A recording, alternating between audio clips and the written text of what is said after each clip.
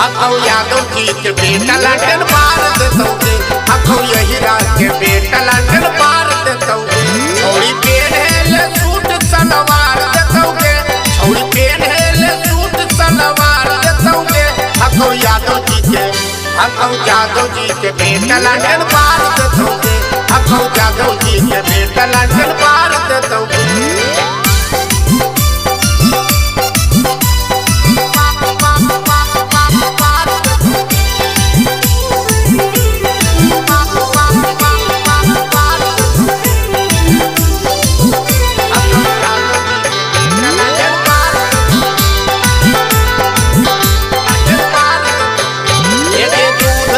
मट्ठा खिलाई तो छौड़ी चीर के हथवा में लाठी पगड़िया सोभौ चीर के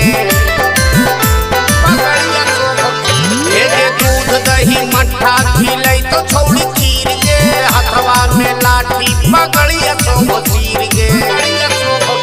छौड़ी थोड़िया के बीच झंडा गाड़ देतौगे छौड़ी थोड़िया के बीच झंडा गाड़ देतौगे हकौ यादव जी के बेटा लाटन मार देतौगे हकौ यही रात के बेटा लाटन मार देतौगे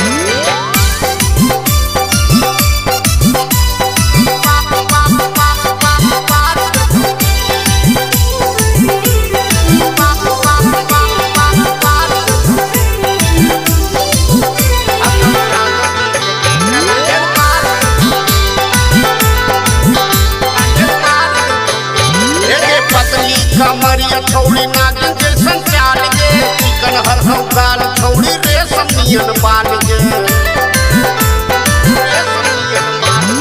पतली कमरिया छौड़ी नागिन के संचार के चिकन हरहौ गाल छौड़ी रेशम नियन बाल के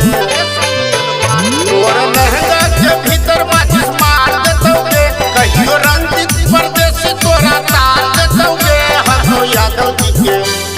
यादव जी के बेटा लाटन मार देतौगे हकौ यही रात के बेटा लाटन मार देतौगे छौड़ी पेन्हेले सूट सलवार देतौगे छौड़ी पेन्हेले सूट सलवार देतौगे हकौ यादव जी के बेटा लाटन मार देतौगे हकौ यही रात